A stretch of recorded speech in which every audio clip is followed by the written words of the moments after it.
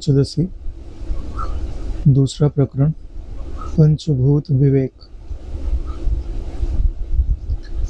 श्रुतियों में जिस सत अद्वैत का प्रतिपादन किया गया है उसको पंचभूत विवेक से ही जान सकते हैं। इससे अब पंचभूतों का विवेक प्रारंभ किया जाता है। यहाँ जो पंचभूतों का विवेक हम द्वितीय प्रकरण में पढ़ते हैं, वहाँ पंचभूत का विवेक साक्षी की दृष्टि से नहीं किया गया है। यह पंचभूत का विवेक सत की दृष्टि से यानी अधिष्ठान की दृष्टि से किया गया है। यानी यहाँ जो पंचभूत का विवेक है यह तत्पद का शोधन है, और जहाँ साक्षी की दृष्टि से पंचभूत का विवेक किया जाता है वहाँ वह त्वम पद का शोधन होता है। जैसे छंदोग्य उपनिषद कहती है कि सत एव सौम्य इदम अग्रम आसीत एकमेव अद्वितीयम, तो इसी को आधार मानकर इन्होंने पूरे का पंचभूत विवेक लिखा हुआ है। इस श्रुति के द्वारा जगत की उत्पत्ति के पहले जगत के कारण जिस सद रूप अद्वितीय ब्रह्म की सूचना हमें मिलती है, मन और वाणी का विषय न होने के कारण उस ब्रह्म का सीधा ज्ञान तो किसी कारण से नहीं हो सकता। सीधा ज्ञान तो नहीं हो सकता क्योंकि मन वाणी का विषय नहीं है। इसलिए उसके कार्य होने से उसकी उपाधि बने हुए पांचों भूतों का विवेक करके ही हम उसे जान सकते हैं। हालांकि पांच भूत उसके कार्य भी नहीं है, लेकिन फिर भी समझने की दृष्टि से आप उसको मान सकते हैं कि यह उसका कार्य है, और कार्य उपाधि बन गया तो उपाधि का होना ही यह बताता है कि वह कार्य नहीं है। लेकिन जब तक आपको जगत सत्य लगता है तब तक आप इसे कार्य रूप ही समझिए। शब्द, स्पर्श, रूप, रस तथा गंध ये आकाश आदि पांच भूतों के गुण हैं। इन आकाश आदियों में क्रम से 1, 2, 3, 4 अथवा 5 गुण हैं। यानी कि जब पंचभूतों का आपको विवेक करना है तो पहले पंचभूतों का ज्ञान तो होना चाहिए। तो बताते हैं कि पंचभूतों में 5 गुण हैं। जैसे आकाश में शब्द है, वायु में स्पर्श है, अग्नि तत्व में रूप है, जल में रस है और पृथ्वी में गंध है। तो पृथ्वी में तो ऊपर के चारों तत्व मिले रहते हैं, इसलिए उसमें चारों गुण आ जाते हैं। तो वही चीज आगे के श्लोकों में कहते हैं, आकाश में प्रतिध्वनि नाम का शब्द ही एक गुण है। वायु में वी सी ऐसे शब्द, यानी कि हवा जब चलती है तो वी सी ऐसा कुछ शब्द होता है, तथा अनुष्णातीत यानी ना ठंडा ना गर्म, स्पर्श, ये 2 गुण हैं। तो जो वायु में ठंडा या गर्म लगता है वह अग्नि का गुण है। अग्नि गर्म होती है और ठंडा जल अगर ठंडा लग रहा है तो जल का गुणधर्म आ गया, गर्म लग रहा है तो अग्नि का गुणधर्म आ गया। वहनी में यानी अग्नि में भुग भुग यानी जब जलती है तो भुग भुग शब्द होता है। उष्ण, स्पर्श तथा भास्वर रूप, ये 3 गुण होते हैं। यानी कि उसमें तीनों चीज मिली हुई है ऊपर की, यानी उसमें वायु भी है, आकाश भी है और अग्नि भी। जल में बुलबुल शब्द, शीत स्पर्श, शुक्ल रूप तथा मधुर रस, ये 4 गुण होते हैं। पृथ्वी में कड़कड़ा शब्द, कड़कड़ा के टूट गया। कठिन यानी कि कठोर स्पर्श, नीलादि चित्र रूप और मधुर अम्ल आदि रस तथा सुरभि असुरभि यानी कि सुगंध दुर्गंध, ये 5 गुण होते हैं क्योंकि उसमें ऊपर के चारों तत्व आ जाते हैं। यहाँ तक गुणों का विवेचन पूरा होता है। तो इससे हमें मतलब इन्हीं के आधार पे इनको समझा जाता है। तो अब इनको ग्रहण कौन करता है, तो उसके लिए कहते हैं कि श्रोत्र यानी शब्द को श्रोत्र यानी कान, स्पर्श को त्वचा, रूप को चक्षु, रस को जीवा और गंध को घ्राण, ये 5 ज्ञान इंद्रियां क्रम से कर्ण आदि छिद्रों में रहती हैं और विषयों को ग्रहण करती हैं। ये इंद्रियां अपंचीकृत भूतों से बनी है, इसलिए इतनी सूक्ष्म है कि दिखाई नहीं देती। यानी कान दिखता है, उसमें जो तन्मात्रा होती है वो दिखाई नहीं देती। वैसे वह तन्मात्रा सिर्फ कान में नहीं होती, पूरे मन में व्याप्त होती है। यही कारण है कि अगर वैज्ञानिक यहाँ का कान निकाल के कहीं और लगा सके तो व्यक्ति वहां से भी सुन सकता है। आंख अगर आपके पाँव में लगा दिया जाए तो आप पाँव से भी देख सकते हो। अरे भाई, जो ऑप्टिकल नर्व यहाँ से जा रही है वो वहां से ले जाकर माइंड में पहुंचा दो। कोई जरूरी थोड़ी है कि आंख यहीं रहनी है।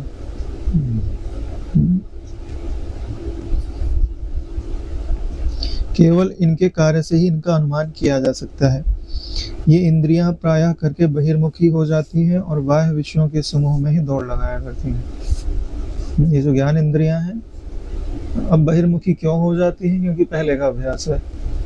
भाई 84 लाख योनियों में आता है तो भटकते भटकते बहिर्मुख इंद्रियों के द्वारा ही आता है। उस समय तो अंतर्मुख करने वाला विवेक दिया ही नहीं जाता, इसलिए जो हमको इंद्रियां मिलती हैं वो स्वाभाविक बहिर्मुखी मिलती हैं। अब कोई योगी हो, किसी कारण से पथभ्रष्ट हो जाए तो अगले जन्म में आता है तो उसकी इंद्रियां स्वाभाविक ही अंतर्मुखी होती है। वो बैठेगा, ध्यान लग जाएगा, तो उसकी तो बहिर्मुखी नहीं है। इसलिए इंद्रियां बहिर्मुखी या अंतर्मुखी नहीं होती है। मन बहिर्मुखी या अंतर्मुखी होता है। जैसा मन होगा वैसे ही इंद्रियों को प्रेरित करके वो ले जाएगा। यही बात आगे बताते हैं कि पहले के श्लोक में इंद्रियों को प्रायः बहिर्मुखी बताया है, अतः उसका जो तात्पर्य यह है कि कान को बंद कर लेने पर प्राणवायु और पेट की अग्नि का अंतर शब्द भी सुनाई पड़ता है, यानी अंदर की चीजों का भी उन्हें ज्ञान होता है, केवल बाहर की चीजों का ज्ञान थोड़ी ना होता है। जल पीते समय, अन्न खाते समय अंदर के स्पर्श की भी प्रतीति हुआ करती है। जैसे अभी शब्द में बोल रहा हूँ तो जहाँ से शब्द उठ रहे कंठ में, वहां जो स्पंदन हो रहा है उसका ज्ञान तो हो ही रहा है। डकार आने पर जो अंदर के रस और गंध दोनों ही ग्रहण में आते हैं। इस प्रकार इंद्रियां अंदर के विषयों का भी ग्रहण करती है, केवल बाहर के विषयों का नहीं, शरीर के भीतर के विषयों का भी इंद्रियां ग्रहण करती हैं। अब बात आती है कर्म इंद्रियों की। तो सबसे पहले कर्म इंद्रियों के गुण बताते हैं कि जैसे वचन है, आदान है, गमन है, विसर्ग है और आनंद है। ये 5 क्रिया प्रसिद्ध है। मुख से यानी जीव वाक इंद्री से बोला जाता है, हाथ से आदान प्रदान होता है, पाँव से चला जाता है, गुदा इंद्रिय से विसर्ग होता है, उपस्थ इंद्रिय से आनंद होता है। ये 5 क्रियाएं प्रसिद्ध। खेती, वाणिज्य, सेवा आदि दूसरी क्रियाएं भी इन्हीं 5 क्रियाओं के अंतर्भूत हो जाती है। वाक, पाणिपाद, वायु तथा उपस्थ नाम की इंद्रियों में से उन क्रियाओं की उत्पत्ति होती है। ये 5 कर्म इंद्रियां, उनके वो 5 कर्म हैं। इन क्रियाओं के द्वारा ही इन कर्म इंद्रियों का अनुमान होता है कि ये कर्म इंद्रियां हैं। हाथ कर्म इंद्रिय नहीं है नारायण, कर्म इंद्रियां हाथ के अंदर निवास करती है, क्योंकि कर्म इंद्रिय सूक्ष्म शरीर में होती है। मुख, कर, चरण, गुदा, उपस्थ नाम के गोलकों में ये 5 कर्म इंद्रियां निवास किए रहती हैं। ज्यादा स्पीड से नहीं हो रहा क्योंकि आप ये जानते हैं, इसके लिए इन 10 इंद्रियों का प्रेरक मन तो हृदय के पद्माकार गोलक में रहता है। तो जो पद्माकार गोलक है उसी को अनाहत चक्र कहते हैं, सूक्ष्म शरीर में वह भी उसके रहने का स्थान है। और पद्माकार क्या कहता है कि भैया मन चाहे जहाँ रहे वो आनंद की खोज में ही रहता है। पद्म जो है आनंद को निरूपित करता है। जितने भी चक्र आपके ऊपर से नीचे तक हैं सब कमल की आकृति में ही क्यों है? तो कमल आनंद को निरूपित करता है, नारायण प्रसन्नता को निरूपित करता है। यानी मन चाहे जहां रहे, नीचे से नीचे रहे तो भी उसको आनंद चाहिए और ऊपर से ऊपर रहे तो भी उसको आनंद चाहिए, क्योंकि वह इंद्रियों के बिना बाह्य विषयों में स्वतंत्र नहीं होता। अगर इंद्रियां ना हो तो मन के ज्ञान में विभिन्नता कौन डालेगा? इंद्रियां ही तो। 5 दरवाजे खुल गए तो इंद्रियों को जो विषयों में भेज दिया जाता है, तब यह मन उन विषयों के गुण दोष का विचार करता है कि यह विषय अच्छा है अथवा बुरा है। सत्व, रज, तम ये तीनों मन के गुण हैं, क्योंकि इन गुणों के कारण मन विकार को प्राप्त होता है, यानी बदलाहट को प्राप्त होता है। इन 3 गुणों के कारण ही सत्व गुण रहेगा तो वैराग्य, रजोगुण रहेगा तो काम और तमोगुण रहेगा तो निद्रा आदि अनेक वृत्तियां उत्पन्न हो जाती हैं और मन को विकृत कर देती हैं। यानी मन में ही रजोगुण होने का भी स्वभाव है, तमोगुणी भी स्वभाव है और रजोगुणी भी स्वभाव है। अब मन के ऊपर जो बैठी बुद्धि है, अब वह किस गुण को बढ़ाती है, इसी से पता चलेगा कि नारायण मन जो है वो बंधन के कारण होंगे कि मुक्ति के कारण होंगे। ऐसा कहा जाता है कि mind is a good servant but bad master. मन जो है वो अच्छा सेवक है, लेकिन मालिक अच्छा नहीं है। जब तुमने उसको मालिक बना दिया ना, तो तुमको नरकों में ले जाके गिराएगा। वैराग्य, क्षमा, उदारता इत्यादि जो मन के विकार हैं, सत्वगुण के हैं। विकार मतलब बदलाहट, रूप। काम, क्रोध, लोभ तथा यत्न आदि विकार रजोगुण से उत्पन्न हो जाते हैं। आलस्य, भ्रांति तथा तंद्रा आदि विकार तमोगुण से हुआ करते हैं। सात्विक विकारों से पुण्य की निष्पत्ति होती है, राजस विकारों से पाप की उत्पत्ति होती है और तामस विकारों से मूढ़ता की उत्पत्ति होती है। हालांकि यहाँ लिखा गया है कि पाप पुण्य कुछ नहीं होता, लेकिन पाप पुण्य कुछ नहीं होता ऐसी बात नहीं है, वहाँ मूढ़ता की उत्पत्ति होती है। यानी वो पाप से भी गया बीता है ना, मूढ़ता। क्यों? क्योंकि पाप वाले को ठोकर लगेगी, ठोकर लगने से उसको अकल आएगी। भी जो नाक करने योग्य कार्य किया, पाप किया, तो उसका दंड भी तो मिलेगा।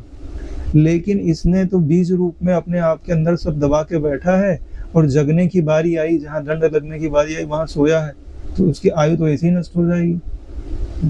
यानी जगने का जो अवसर पाप करने से प्राप्त होने वाला था, वो भी गया इसका। एक तो ये बात ठीक वैसे ही है जैसे बच्चा पढ़ने के लिए जाए, एक बच्चा पढ़ रहा है और दूसरा उद्दंडता कर रहा है, तो और एक बच्चा एब्सेंट है। जो उद्दंडता कर रहा है तो शिक्षक उसको देख रहा है, तो उसको डंडा मार के बिठाएगा और पढ़ाएगा। लेकिन जो एब्सेंट ही है नारायण, उसका क्या कहा जा सकता है?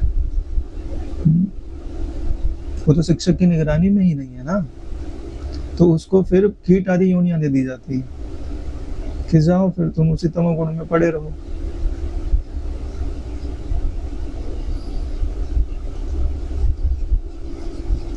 व्यर्थ ही उसके आयु के दिन कट जाते हैं। इन सब ज्ञान इंद्रियों, कर्म इंद्रियों, प्राणों, अंतःकरण में से मैं भाव करने वाले को कर्ता कहा जाता है।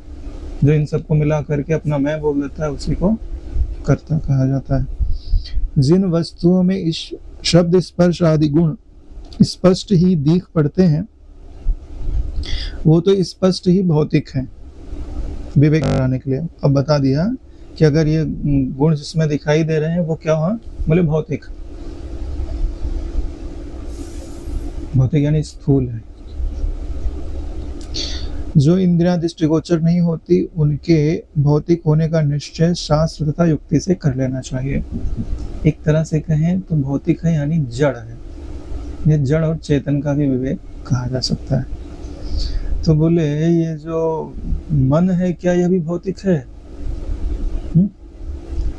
तो बोले हाँ, यह भी भौतिक है। बोले क्यों? क्योंकि ये अन्न से बनता है। जो चीज अन्न से बने वो चीज भौतिक ही कही जाती है। जैसे जिसका मन बहुत उछल कूद कर रहा है, ठीक है, अब भोजन ना दो उसको, धीरे धीरे उसका मन शांत हो जाएगा ना, और फिर जब भोजन मिलेगा तो फिर से मनी राम उछल कूद करना चालू करेंगे। तो इसी को कहते हैं कि मन भी भौतिक है नारायण, जड़ है नारायण, प्रकृतिस्थ है नारायण।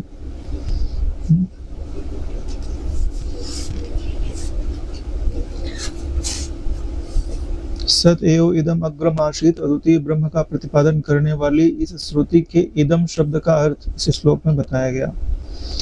यानी इदम मतलब क्या? तो कहते हैं 11 इंद्रियों से युक्त, 5 कर्म इंद्रिय, 5 ज्ञान इंद्रिय और मन, 11 इंद्रियों हो गए। उनको शांत बिठा दो तो उसी का नाम होता है एकादशी।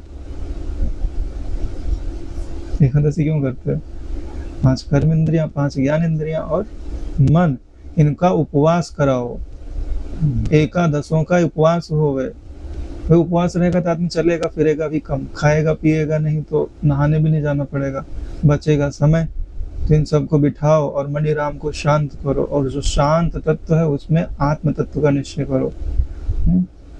द्वादशी नहीं करते क्योंकि बुद्धि को विराम नहीं देते। बुद्धि का उपवास नहीं है, मन का उपवास है। ठीक है नारायण, इसलिए एकादशी होती है। युक्तियों से, शास्त्रों से तथा अर्थापत्ति आदि प्रमाण ज्ञानों से जितना भी कुछ जगत जाना जाता है वह सब इस श्रुति वाक्य के इदम शब्द का ही अर्थ है। इदम अग्रम आसीत किसके आगे है? सत के आगे है। आगे मतलब उसका अधिष्ठान, जैसे पर्दा है, पर्दे के आगे दृश्य दिखता है। हाँ, तो आगे जो है उसको हटा दो। जब उसको हटा दोगे तो जो सत है सो दिखाई देगा, जो पर्दा है सो दिखाई देगा। यहाँ विवेक का मतलब है कि जो अध्यस्त है उसको हटा दो तो अधिष्ठान दिखाई देगा। उद्दालक आरुणि ने छांदोग्य में यह बात कही है कि सृष्टि के उत्पन्न होने से पहले यह सब जो जगत दिख रहा है वह इस रूप में नहीं था। मैं सृष्टि नहीं हुई थी तो जगत इस रूप में थोड़ी ना था, किंतु उस समय एक अद्वितीय सद वस्तु ही थी। उसका नाम और रूप आकार कुछ नहीं था। तो यानी जितने भी चीजें बनी हैं वो किससे बनी हैं? सद वस्तु से बनी हैं। उस सद वस्तु के लिए 3 शब्द लगाया जाता है, एक, एव और अद्वितीय। ये क्यों लगाए जाते हैं ये आगे आपको पता चलेगा। वृक्ष का स्वगत भेद पत्र पुष्प फल आदि से होता है। दूसरे वृक्षों से सजातीय भेद रहता है, पत्थर आदि से विजातीय भेद रहता है। इस तरह सद वस्तु में प्राप्त सजातीय, विजातीय और स्वगत भेद का निवारण क्रम से ऐक्य, अवधारण तथा द्वैत का प्रतिषेध करने वाले एकम, एव और अद्वितीयम ये 3 पद कर रहे हैं।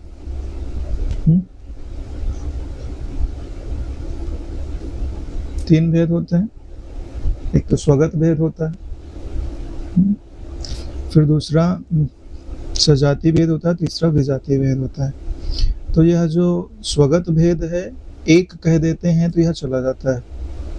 जो सजातीय भेद है एव कह देते हैं, यानी ही, वही है, एक ही है, यह कहने से चला जाता है। और विजातीय भेद अद्वितीय कहने से चला जाता है। ये तीनों भेदों के निवारण के लिए 3 शब्द बनाए गए हैं। ठीक है, बात समझ में आ गई। अन्य अन्य पदार्थों में पाया जाने वाला इस तरह एक भी भेद सद वस्तु में नहीं है। जो सद वस्तु है उसमें इन तीनों प्रकार के भेद नहीं है। इन 3 तरह के भेद को हटाने के लिए श्रुति ने ये 3 पद कहे हैं कि वस्तु रूपी समानता को देखकर अन्य अन्य पदार्थों के समान ही सदरूप आत्मवस्तु में भी स्वगत आदि तीनों भेदों की प्रसक्ति होती है। तब स्वगत भेद को एकम पद हटाता है, यानी अपने में कुछ अलगाहट हो, बोले नहीं मेरे में कुछ अलगाहट नहीं, मैं एक ही हूँ। ठीक है। और सजातीय भेद को एव पद दूर करता है कि मैं ही हूँ, मेरे जैसा दूसरा कोई नहीं है। अद्वितीयम विजातीय भेद को अद्वितीय यानी तीसरा पद रहने नहीं देता है कि मेरे सिवाय कुछ दूसरा नहीं है। सद वस्तु के भी अवयव होते हों ऐसी शंका मत करना, क्योंकि उसके अंश का निरूपण हो ही नहीं सकता। सद वस्तु अगर मान लो अपने अवयवों से मिलके बनी हो, ठीक है, तो बोले इसके अंश का निरूपण क्यों नहीं हो सकता? नाम और रूप भी उसके अंश नहीं है, क्योंकि अभी तक अर्थात सृष्टि की उत्पत्ति के प्रथम तक वे नाम रूप उत्पन्न नहीं पाए हैं। भाई ऐसा अगर बोल दिया है ना कि भाई सद वस्तु मान लो किसी अवयवों से मिलके बनी है, तो अवयव तो तब सिद्ध होंगे जब अवयव अलग अलग होवे। तो सद वस्तु को अवयवों में विभाजित करने के लिए एक और वस्तु होनी चाहिए जो उनको अलग अलग करती हो। तो सत के सिवा दूसरी वस्तु तो असत ही होती है।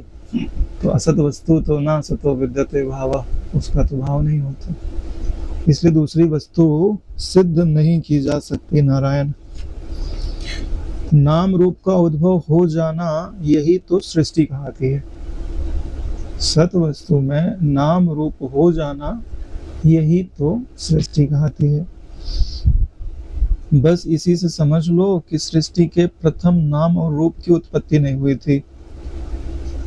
ठीक है, इसी से यही निष्कर्ष निकलता है कि सद वस्तु आकाश के समान निरअवयव पदार्थ ही है, अर्थात उसके अंदर स्वगत भेद की गुंजाइश नहीं है।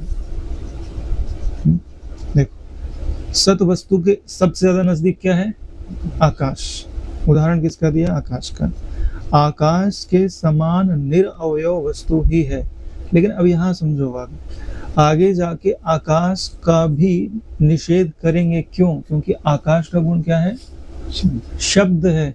अगर हम आकाश को जीवित रख लेंगे तो शब्द भी जीवित रहेगा, शब्द जीवित रहेगा तो नाम जीवित रहेगा, नाम जीवित रहेगा तो भेद जीवित रहेगा।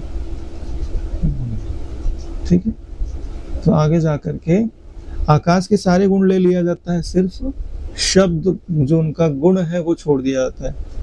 यानी एक ऐसे आकाश की कल्पना करो जिसमें शब्द गुण ना हो, वही आकाश ब्रह्म है। और सबसे नजदीक कौन सा आकाश होता है? अव्याकृत आकाश, क्योंकि अव्याकृत आकाश में शब्द नहीं होते।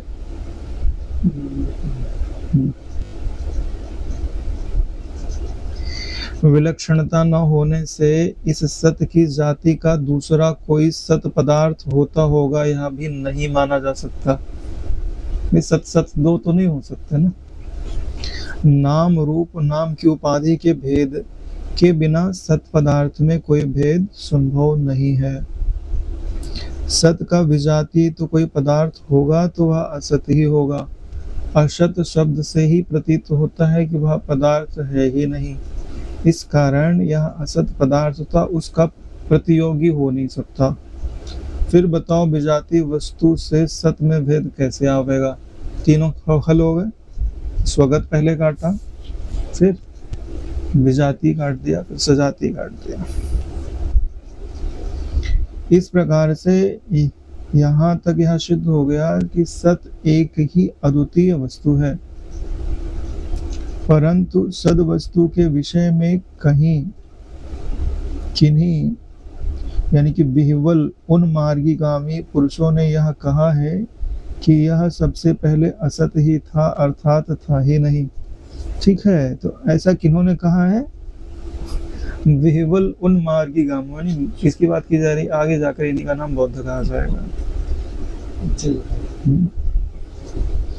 समुद्र में डूबे हुए पुरुष की इंद्रियां जैसे व्याकुल हो जाती हैं, उसी प्रकार इस अविचारशील असतवादी का मन अखंड एक रस वस्तु को सुनकर निह प्रचार यानी गतिहीन होकर डरा करता है। जैसे किसी को जल के अंदर डुबो दो, हाँ, तो कैसे व्याकुल हो जाता है।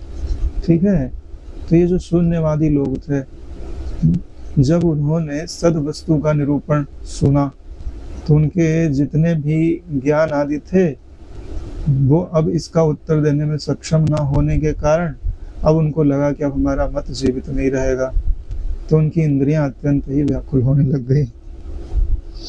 साकार वस्तु में जैसे मन चक्कर लगाया करता है, समुद्र के समान अखंड एक रस वस्तु में वैसा विचरण करना नहीं मिलता।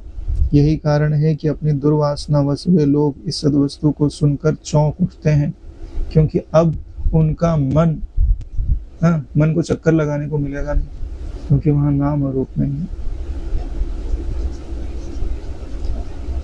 गौड़पादाचार्य जी यानी कि शंकराचार्य जी के गुरु जी ने यह बात कही है कि इस निर्विकल्प समाधि में, यानी कि जो जहाँ न स्वगत भेद है न सजाति विजाति भेद है, अगर वहां पर तुम्हारी चित्तवृत्ति स्थित हो गई तो तुमको किस चीज का अनुभव होगा? निर्विकल्प समाधि,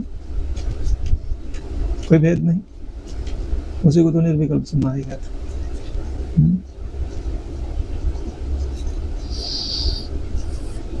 तो गौड़पादाचार्य जी क्या कहते हैं कि इस निर्विकल्प समाधि में दूसरे साकार ब्रह्म के उपासक योगियों को बहुत ही भय लगा करता है। साकार ब्रह्म के उपासक योगियों को भय लगा करता है। साकार ब्रह्म मतलब आकृति, किसी की भी आकृति रख लो और फिर उसी आकृति में अगर आप ब्रह्म का आरोप करते हो और आप उसके आगे जाने से डरते हो,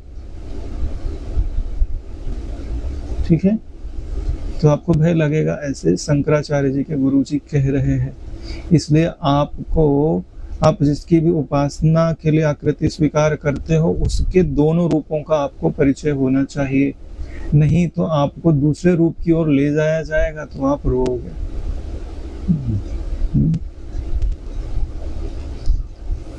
निर्जन वन में भय का कोई कारण न होने पर वहां की सुनसान परिस्थितियों से जैसे अबोध बालक डरा करता है। सुनसान वन है, उपवन है, मान लो वन छोड़ दो, उपवन है, चलो वन में तो सर्प आदि दूसरी चीजें हैं, लेकिन उपवन हो यानी बड़ा गार्डन हो, और छोटे से बच्चों को छोड़ दो ना तो सूनापन उसको रुलाएगा, कोई किसी को नहीं देखेगा तो रोएगा। इसी प्रकार निर्विकल्प समाधि में तो कोई रहता नहीं है, तो शांत वायुमंडल से ही दूसरे योगियों को भय मालूम पड़ता है, क्योंकि उन्हें आकृति के साथ रहने का अभ्यास हो गया। आकृति के बिना नहीं रह सकते। संसार की आकृति हटा करके उन्होंने ईश्वर की आकृति बिठा दी। अब आकृति हटाई जाएगी तो उनका चित्त व्याकुल हो जाता है। हालांकि विश्राम उनको तभी मिलता है जब वो एकता स्थापित कर लेते हैं।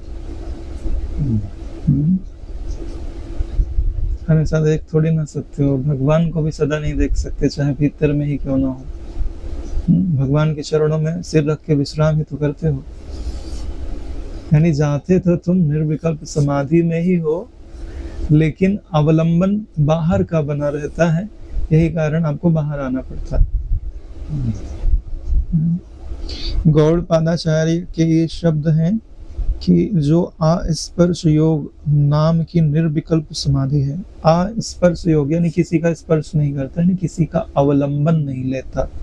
निरालंब जो समाधि है उसी को निर्विकल्प समाधि कहते हैं। जहां तक आलंबन है वो सविकल्प समाधि कही जाती है। साकार ब्रह्म का ध्यान करने वाले किसी भी योगी को इसके दर्शन नहीं हो पाते, क्योंकि वे सभी प्रकार के भेददर्शी योगी लोग निर्जन वन में बालक की तरह इस भय शून्य समाधि में भय को देखते हैं। यानी इसके आगे जा सके तो वो निर्भय पद में प्रतिष्ठित हो जाते हैं।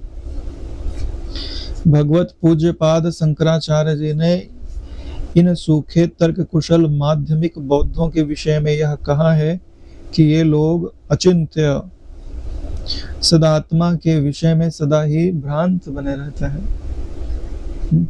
वो जो सदात्मा है वो अचिंत्य है।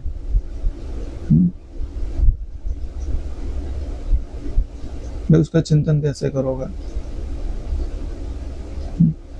वह अचिंत्य है, यही उसका चिंतन है। भैया आप आकाश का भी ठीक से चिंतन नहीं कर सकते, तो आकाश से जो परे ठहरा उसका चिंतन कैसे हो सकता है?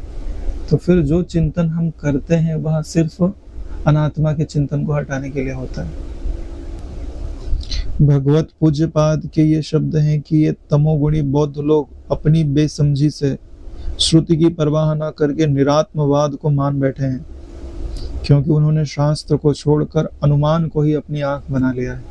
यानी हमें कुछ ज्ञात नहीं हो रहा है तो कुछ नहीं है, ऐसा तुम किससे बोलते हो? मन से बोलते हो नारायण। शून्य को प्रमाण मन ही तो दे रहा है, तो मन तो अनुमान ही करेगा ना नारायण कि वहां कुछ नहीं था। तो अनुमान प्रमाण नहीं होना चाहिए, वेदांत प्रमाण होना चाहिए, शब्द प्रमाण होना चाहिए। हे अशतवादी, बौद्धों के संबंध में कहा जा रहा है, अच्छा तो यह बता कि जब तू शून्य था, कोई आदमी ऐसा तो कह नहीं सकता कि मैं शून्य था, लेकिन फिर भी मान, जब तू शून्य था यह कहता है, तब क्या तू शून्य के साथ सत्ता का योग मानता है कि वहां कोई सत्ता है, या शून्य को असद आत्मा ही मान लेता है? ठीक है, परंतु व्याघात होने से शून्य में से ये दोनों बातें युक्त नहीं है, क्योंकि ऐसा अगर दोनों में से एक भी बात मान लिया तो वो अपनी ही बात को झुठला देगा। जैसे मान लो उसने कह दिया कि भी शून्य के साथ सत्ता है, तो फिर शून्य कहाँ रहा? ठीक है, और जब शून्य को असद आत्मा मान लिया, हाँ, तो तो फिर असद आत्मा तो रहा, जैसे शून्य को असद आत्मा मान लिया, ठीक है, या तो सत्ता मान लोगे या तो सत्ता नहीं है मान लोगे, ठीक। और अपने यहाँ क्या कहा जाता है कि भाई ऐसा कहने वाला तो रहता ही रहता है। जैसे अंधकार से ना तो सूर्य युक्त ही हो सकता है और ना सूर्य कभी तमोमय ही हो सकता है।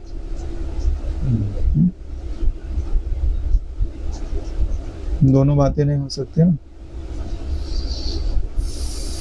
इसी प्रकार सत और शून्य का विरोध होने से शून्यवादी यह बताएं कि शून्य था, यह असंगत बात संगत कैसे होगी।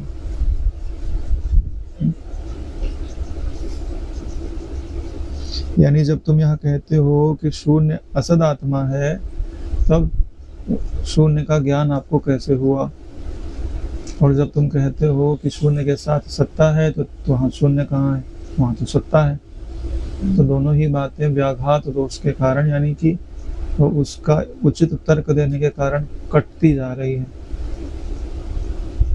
यदि शून्यवादी यह कहता है कि आकाश आदि के नाम रूप जैसे माया से निर्विकल्प ब्रह्म में कल्पित कर लिए गए हैं, इसी प्रकार शून्य के भी नाम और रूप सद वस्तु में ही कल्पित कर लिए गए हैं, तो हम कहेंगे ऐसा कहने वाला बौद्ध जुग जुग जिए,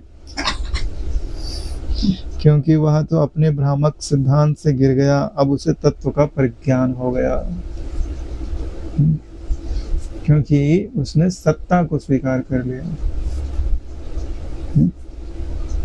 शून्य कोई सत्ता थोड़ी ना होती है। जब यह तुम कहते हो कि शून्य से जगत की उत्पत्ति होती है, तो इसका मतलब तुम शून्य की जगह पर सत्ता को मानते हो। अभाव से भाव की उत्पत्ति कहाँ होती है? अगर अभाव से भाव की उत्पत्ति होती तो तुम बिना बीज के वृक्ष उगा के दिखा दो। वृक्ष तो बिना बीज के नहीं उगेगा ना नारायण। अभाव से कल्पना की उत्पत्ति होती है। हाँ, वृक्ष नहीं है लेकिन मैं वृक्ष की कल्पना कर सकता हूँ, लेकिन वृक्ष तो बीज से ही उत्पन्न होगा नारायण।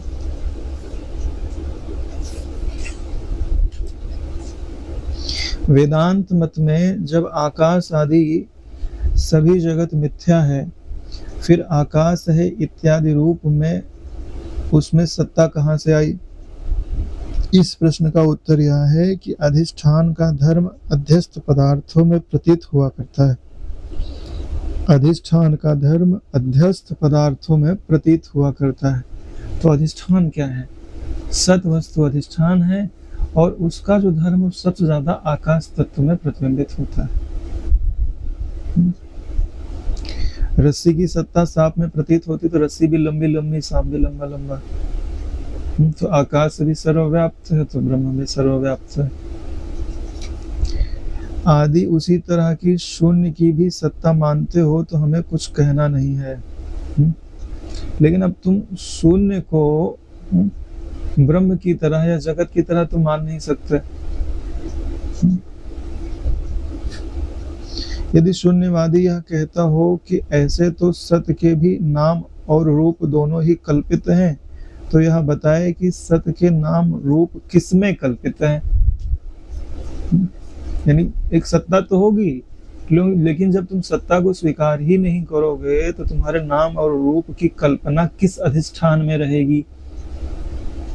जगह तो होनी चाहिए, तो उसी जगह का नाम तो ब्रह्म है, क्योंकि बिना अधिष्ठान का भ्रम तो कहीं नहीं देखा जा सकता, बिना पर्दे का दृश्य कहीं दिखाई नहीं देता।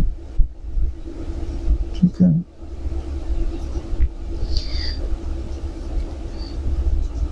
असत एव इदम अग्रम आसीत, इसमें जैसे शून्यवादी के पक्ष में व्याघात दोष बताया गया है, उसी प्रकार सत एव सौम्य इदम अग्रम आसीत, इस वाक्य में भी एक बड़ा दोष है।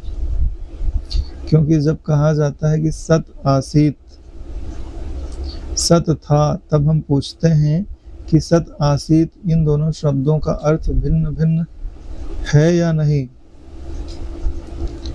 यदि कहो कि अर्थ भिन्न है तो वह विगुणता आ जाती है, अर्थात यूं कहो कि अद्वैतवाद फिर कहाँ ठहरता है। यदि अर्थ को अभिन्न ही माना जाए तो पुनरुक्ति दोष आता है। पूर्व पक्षी का यह सब कथन ठीक नहीं है। ये पूर्व पक्षी लोग बोल रहे थे अभी तक, क्योंकि ऐसे वाक्यों में कभी भी पुनरुक्ति दोष नहीं माना जाता है। लोक में ऐसे समानार्थक शब्दों का प्रयोग बार बार ही देखा जाता है। यानी कि जब किसी को समझाना होता है तो कहा जाता है कि तुम कल्पना करो कि पहले सत ही था, तो उन्होंने शब्द पकड़ लिया। बोले क्या कहते हैं कि जब तुम बोलते हो था, इसका मतलब अभी नहीं है। तो बोले ऐसी बात नहीं है, हम तो आपको समझाने के लिए बोल रहे थे कि था। वह सत तो ज्यों का त्यों अभी ही है। क्यों? क्योंकि जिस सृष्टि को तुम अभी सत मान रहे हो, सत का बोध होने पर वह अध्यस्त हो जाती है। यह बात पूर्व पक्षी को समझाया गया है। इसके लिए जो कहा गया ना कि सत एव सौम्यदम अग्रित आसित, इसमें भी एक बड़ा दोष है। तो बड़ा दोष सच में नहीं है, आरोप किया है। ये तो श्रुति है, श्रुति में दोष कहाँ होता है।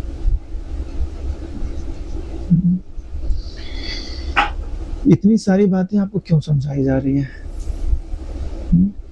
क्योंकि जो इन बातों को समझ लेता है, ठीक है, वो सारे शास्त्र पढ़ने का अधिकारी हो जाता है, सारी सभा में बैठने का अधिकारी हो जाता है। क्यों? क्योंकि अब उसे कोई भ्रांत नहीं कर सकता, चाहे बौद्ध आ जाए, चाहे जैन आ जाए, चाहे कोई मत आ जाए। जब तक गुरुजन अपने शिष्यों को इतना तैयार नहीं कर देते, तब तक उसे गुरु की छत्र छाया में ही रखा जाता है कि कहीं वो इन लोगों के चक्कर में आके अपना जो मत है उसको उसमें कमी ना समझने लग जाए। इसलिए जब ये बात तुमने ठीक से समझ लिया ना, तो फिर तो तुम्हारी जिम्मेदारी हो जाती है कि दूसरों को कीचड़ से बाहर निकालने की। जैसे जब तक तुमको तैरना ना आवे, ठीक है, तब तक कम पानी में ही तैराया जाता है। ठीक है, एक समय ऐसा आएगा कि तुम इतने कुशल तैराक हो जाओगे कि डूब रहा होगा ना कोई, तो उसको भाई जा तू बचा के लेके आ। वही चीज, दोनों चीजें सत्य हैं। गुरु की छत्र छाया में या गुरु के ही वाक्य सुनने चाहिए, दूसरे के नहीं सुनने चाहिए। कब तक? जब तक तुमको तैरना नहीं आया। क्योंकि एक समय तो ऐसा आवेगा ना कि आपको गुरु आपके सिर पे हाथ रख करके बोलेंगे बेटा जा, अब तुझे कोई पराजित नहीं कर सकता। अरे भाई, बनाया किस लिए जाता है शिष्यों को? इसी के लिए तो बनाया जाता है कि गुरुणा पे ना विचार लेते, बड़े से बड़ा भाई विद्वान भी आ जाए तो तुमको तुम्हारे अनुभूति के से विलग ना कर सके, उसकी विचारधारा पराजित ना कर सके। तुम्हारी विचारधारा उसको पराजित कर लेगा, इतनी तुम्हारे अंदर कुशलता होनी चाहिए। तो ये सब के मतों का समुचित उत्तर दिया जाता है, और यह आपको पता भी होना चाहिए। क्योंकि आजकल तो बहुत अपने अपने धर्म के डिम लोग आते हैं, किताबें बांटते हैं, और जिनको थोड़ा भी अपने धर्म के विषय में ज्ञान नहीं है वो उनसे प्रभावित होकर के ये बौद्ध धर्म वालों ने तो बड़ा भड़कम मचाया हुआ। बोलते हैं कि अग्नि को साक्षी रख के विवाह करते हो, अग्नि गवाही देने थोड़ी ना आता है। अरे भाई, जो विवाह होता है वहां तो तुम्हारे सगे संबंधी देख ही रहे हैं, इसीलिए तो सबको बुलाया जाता है कि विवाह हो रहा है। हम अग्नि को साक्षी यहाँ के लिए थोड़ी ना बनाते हैं, यहाँ तो लोग देख ही रहे हैं। हम तो अग्नि के साक्षी परलोक के लिए बनाते हैं। कि जो पत्नी होती है वो पति के आधे पुण्य की अधिकारी होती है। वो जाएगी, वो बोलेगी कि अग्निदेव साक्षी हैं, मेरा पाणी ग्रहण इन्होंने किया है, मेरे को आधा पुण्य चाहिए। हाँ, लोगों की बुद्धि सीमित हो गई ना, केवल जो दिखाई दे रहा है उसी को मानते हैं। और एक चीज मैं कहता हूँ कि जितने लोग हैं आप उनको रिश्वत दे दो तो वो झूठ बोल देंगे, लेकिन अग्नि झूठ भी तो नहीं बोलती है। तो ऐसे नाना प्रकार के तर्क दे करके अपनी बातें चलाते हैं, लेकिन ये बातें किसके ऊपर असर करती हैं? जिनको यह ज्ञान नहीं दिया गया। इसके लिए जो अनात्मवादी होते हैं उनकी बातों का खंडन भी अपने शास्त्रों में, योग वाशिष्ठ में भी है, यहाँ पर भी है। तो यह जरूर, ठीक है, आज यहीं पर विश्राम लेते हैं। ओम कायेन वाचा मनसेन्द्रियैर्वा करोमि यद्यत् सकलं परस्मै श्री सद्गुरुवेति समर्पयामि। ओम सहनावतु सहनौ भुनक्तु सह वीर्यं करवावहै तेजस्विनावधीतमस्तु मा विद्विषावहै। ओम शांति शांति शांति। श्री सद्गुरुदेव भगवान की